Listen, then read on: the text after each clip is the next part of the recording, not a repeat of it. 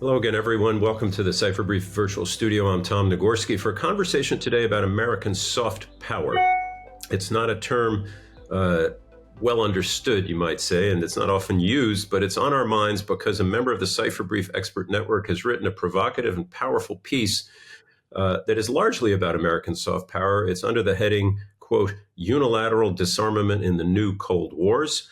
The author is Paul Colby, member of our expert network and former director of the Intelligence Project at Harvard University's Belfer Center for Science and International Affairs, and before that served 25 years as an operations officer in the CIA.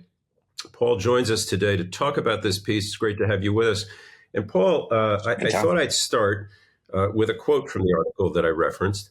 You can maybe tee up from there and tell us what you had in mind when you wrote it. Peace through strength should mean building and using all the tools of American power, you wrote. Let's not unilaterally disarm, squandering our greatest advantages and leaving ourselves vulnerable and weak in the face of determined adversaries. What do you mean here by unilateral disarmament? Well, look, the reference really is about the Cold War and why the United States won the Cold War, right? So for over 50 years, we stared down the Soviet Union. We were at points on the brink of nuclear warfare. And it was a grand struggle of ideologies, of military powers, of ideas. We're in a period now of new Cold Wars, both with China and with Russia. Many don't necessarily want to admit that. They like to see something different. But the fact is, we're in a period of intense economic, military confrontation with these adversaries who are fundamentally opposed to many of the things that we stand for. The reasons we won the Cold War was because we used all of the instruments of American power. We didn't simply rely on military power. In fact, military power wasn't the reason we won the Cold War. The Cold War was won with various shots fired. I won't say with no shots fired, but it was largely peaceful. But we sustained a long-term struggle through various administrations, Republican, Democratic, and we're able to face down these adversaries using every instrument of our power. And when you say unilaterally disarm at the moment, what are the instruments in your view that are going away now or being squandered? I don't want to put words in your mouth, but you put them in the piece. What are the things that worry you most that the United States either isn't using or is dismantling? What were those instruments we used during the Cold War? Of course, we had military power. We had a very large army, a nuclear capable, powerful nuclear force. But we also had the world's greatest economy. We had an incredible messaging campaign. We had both the substance and the mechanisms to broadcast the ideals of freedom, of democracy, of liberty across the world to hungry audiences that were suffering under communist oppression, whether it was in the Soviet Union, in Eastern Europe, the Warsaw Pact, in Asia. But these were very powerful messages, which those nations, those dictatorships feared. So when we used Radio Liberty, we used Voice of America to broadcast those facts, those truths about what was happening in the world, as well as ideals of what America stood for. There was a ready, willing, eager audience listening to that. Those nations sought to repress that, sought to jam the transmissions, and they would arrest those that they caught listening. Recognizing excellence in national security, the Cipher Brief Honors Dinner celebrates those who've made a real difference in protecting our nation. It's an unforgettable evening with top leaders in the field. Join us in honoring these remarkable contributions. Reserve your seat now at cipherbriefhonors.com. The Trump administration has said, I'm paraphrasing them now, but that Voice of America had become too woke, right? And it wasn't patriotic enough. And so it now is being, if not dismantled, I think it is being dismantled. But how do you respond to that criticism and the steps that have been taken? Well, look,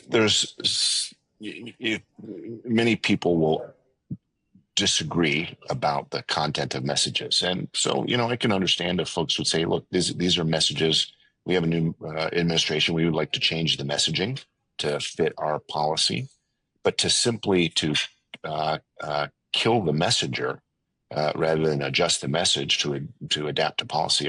Every administration has new policy objectives, new policy goals, new things, and they'll influence that. But instruments like Voice of America and Radio Liberty were independent organs that broadcast messages of freedom, that broadcast facts, that broadcast news, that stood in stark contrast to the state messaging, the state propaganda, the state disinformation that was used by the organs in the Soviet Union and Communist China. Yeah. And I don't think you go this far in your piece from my memory, but you do, of course, describe this as a competition, and you mentioned Russia and China. Fair to say, right, that the Chinese and the Russians are very active in the promulgation of their media. And I'm thinking now particularly of Africa, but I think it's true in other parts of the world where Chinese media organizations and Russian media organizations. So in that sense, they may be filling a vacuum or more. Is that right? No, absolutely. Look, Russia, China, North Korea, Iran spend vast resources building networks, building broadcast networks, building propaganda channels, messaging directly to populations around the world the messages that they want them to hear. And those messages stand in stark contrast to our democratic ideals and the way that we would interpret facts, the way we look at the world. And if we step away from that, we stop messaging, we eliminate those capabilities, of course, we simply walk off the field and leave it for them. Another area you touch on in this discussion of what you call unilateral disarmament is foreign aid. And as you know, as well as anybody, that's been a target, and I think it's sometimes an easy target for budget cutters in Washington for a very long time, both sides of the aisle. Why help a project in Southeast Asia or Southern Africa when we have a health crisis at home, when we have a homelessness crisis in many of our streets and so forth? How have you responded, or how would you respond to that argument today?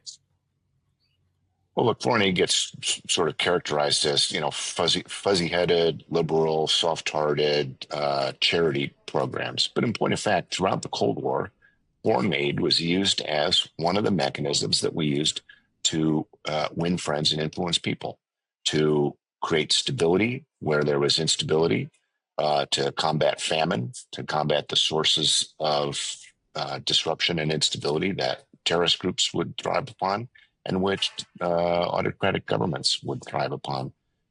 If you look at foreign aid as a hard-nosed foreign policy, national security issue, there's lots of areas where that can be extraordinarily successful and useful at quite low cost. Absolutely understand the arguments of look, we've got lots of problems at home, we've got lots of things, but we can't simply put our head in the sand and only focus on what's happening here. Because what happens in the rest of the globe does affect us. When there's famine, when there's instability, when there's political instability, all of that certainly affects us, affects our national security, and affects our business relationships. We have companies that are operating in parts of Sahel or in parts of Africa that can no longer operate because of instability, because of the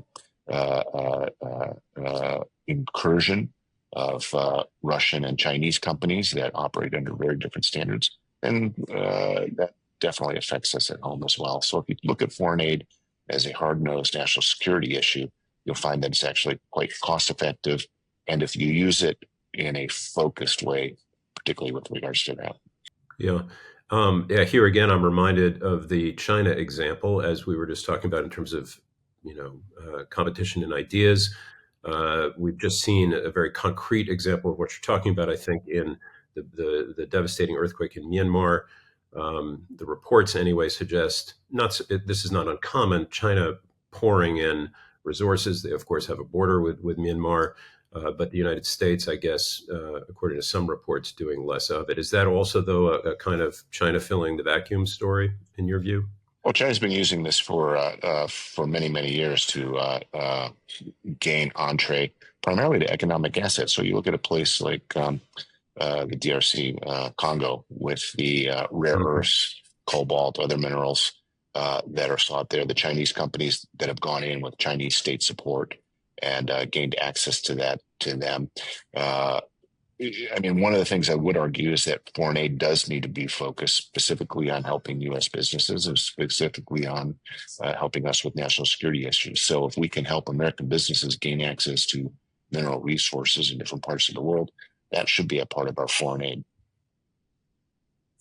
Mm-hmm. Mm-hmm. You also write in your piece, Paul, about your old world, the intelligence community. This gets less attention, perhaps for obvious reasons, than the cuts to Voice of America or foreign aid generally. What worries you in terms of what you're seeing there? To what extent is this part of what you call the unilateral disarmament?